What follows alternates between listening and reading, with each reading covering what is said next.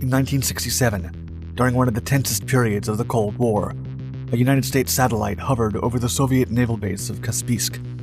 Flying over the Caspian Sea, the imagery system suddenly captured images of a giant object that appeared to be over 325 feet long.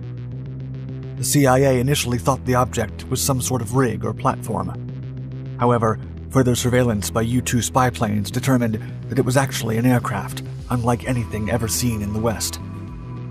Dubbed the Caspian Sea Monster by the Americans, the Soviet aircraft was indeed an unlikely beast. A prototype of an Ekranoplan, the hybrid vessel and aircraft vehicle, was designed to fly as fast and close to the sea surface as possible. And despite its length and estimated 500,000-pound weight, it proved to be highly effective.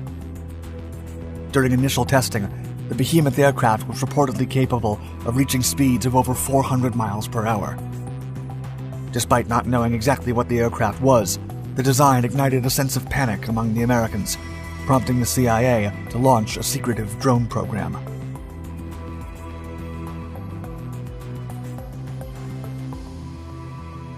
The ground effect.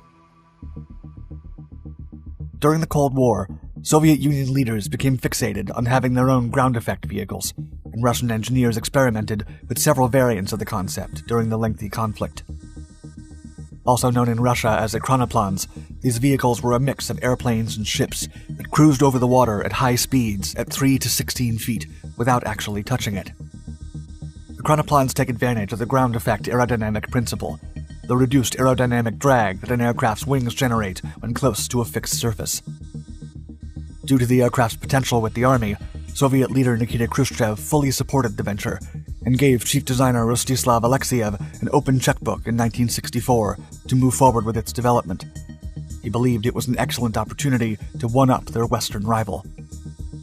For 2 years, the Central Hydrofoil Design Bureau officers and scientists, directed by lead engineer V. Efimov, worked extensively on the experimental Ekranoplan manufactured at the Red Sormovo plant in Gorky. Then, in 1966, Russia's first significant Ekranoplan concept was ready. It was dubbed Karabi Market, or KM, roughly translated to prototype ship. Flying ship. At the time of the prototype's construction, the KM was the largest aircraft in the world, and one of the earliest major Ekranoplan projects. With a wingspan of 123 feet, a length of 302 feet, and a maximum takeoff weight of 500,000 pounds, the KM was designed to fly at an altitude of 16 to 33 feet to use the ground effect. Russia's mighty Ekranoplan had a crew of 5 and a capacity for up to 50 passengers. But despite its size and weight, the KM could reach speeds of up to 340 miles per hour, thanks to the power from 8 turbofans on its wings. The aircraft could even take off and land in stormy weather with waves of up to 8 feet. The vehicle's intended mission with the Soviets was to conduct lightning-speed seaborne attacks, armed with 6 anti-ship missiles located in launch tubes at the top of its hull.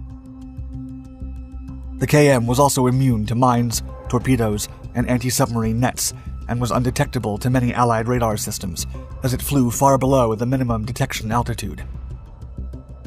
Because of its hybrid nature, Russian authorities assigned the KM to the Soviet Navy, but it was to be operated by Air Force test pilots.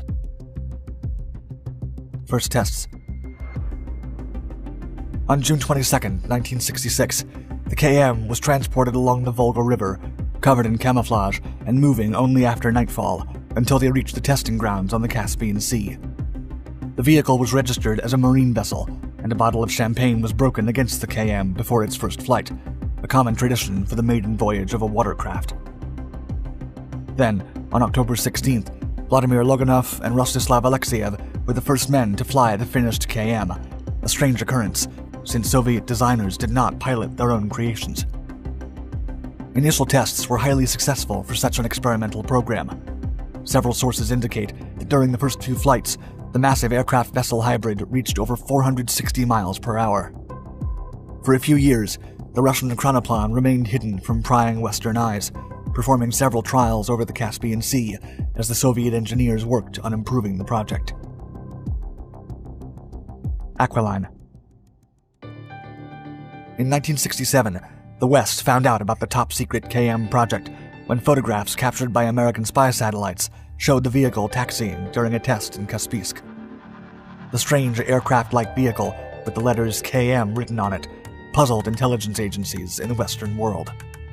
According to a now unclassified document, the American officials reported that, quote, a large aircraft-like vehicle was seen resting on barges at Kaspisk along the shore of the Caspian Sea. The vehicle has short, stubby wings, a high T-shaped tail, and 10 to 12 jet engines. Briefing cites several theories on the purpose of this unusual craft, which apparently is still under development. The discovery came at the height of the Cold War and deeply concerned the CIA, which didn't exactly know what it was dealing with. As such, the service set up a dedicated task force that developed the first purpose-built unmanned drone under Project Aqualine to discover the truth behind the vehicle and other Soviet-made projects. The program's mission was to develop, attain, and maintain an operational capability to conduct covert surveillance in Soviet-denied areas. Initially assumed to be an unfinished standard aircraft, intelligence agents determined that the vehicle could not fly very high. At the time, chronoplanes were a relatively novel concept in the West, so the idea was never truly considered. The type's deployment on the Caspian Sea, a vast inland body of water between Soviet Union territory and Iran, led to the Americans calling the strange vehicle the Caspian Sea Monster. Fall from grace. Despite the outstanding initial results of the Russian KM, the project's support soon faded away. After Leonid Brezhnev succeeded Nikita Khrushchev as the leader of the Soviet Union, he cut the program's funding severely. As such, Alexeyev moved on to other chronoplan projects, including the A-90 Orleanak. Inspired by KM's grandness, the group also developed the Lun military ground effect vehicle. This anti-aircraft machine weighed 280 tons, was 246 feet long, and was fitted with 6 rocket launchers to engage with enemy ships. After the project failed, the Russian high officials blamed Alexeyev for the incident, and the Soviet Supreme removed him as chief of the bureau. Even so, the KM chronoplan prototype continued to be tested on the Caspian Sea for 15 years. Dormant Monster.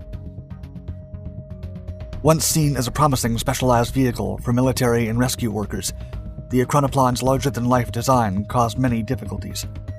In 1980, the prototype crashed into the Caspian Sea due to a pilot error during a test flight and suffered irreparable damage. Being such a massive plane, the Russian engineers found it impossible to retrieve the KM prototype from the waters. Consequently, the Caspian Sea Monster was left to float and rot in the ocean, completely abandoned after the collapse of the once mighty Soviet Union. It was around this time that United States intelligence finally discovered that the secret aircraft project was, in fact, a large chronoplan. Floating by itself and with no supervision, the abandoned vessel aircraft became a popular site for urban exploration, with thousands of visitors constantly taking pictures and videos of the inside of the Soviet Union's massive aircraft. A 21st century return.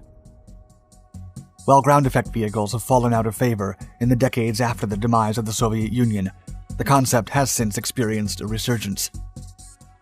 As of 2022, Singapore, the United States, China, and Russia are all working on separate projects that aim to bring chronoplans back to life, albeit with a more peaceful purpose. In 2017, Russia's Lazurit Central Design Bureau officials announced the development of a new chronoplan. With a potential rollout date of 2025, the new chronoplan model will serve in Arctic search and rescue and supply operations under the working name Rescuer. According to an official press release, the project is based on specific requirements from the Russian Navy's commander-in-chief. This new chronoplan will supposedly have a massive 230 feet wingspan, a loaded weight of over 600 tons, and a range of 1,000 miles. Even so, there is no concrete evidence that the Rescuer is actually being built, but Russian projects tend to be developed under the radar. The chronoplan aircraft vessels remind us of a critical time in history, when innovations by both the Soviet Union and the United States excelled, as the nations desperately tried to outdo each other. Thank you for watching Dark Skies. If you enjoyed our video, please give us a thumbs up and share it with someone who might like it. Also, discover the rest of our Dark Documentaries channels to learn more about history's most significant battles and beyond. We publish new content regularly, so stay tuned.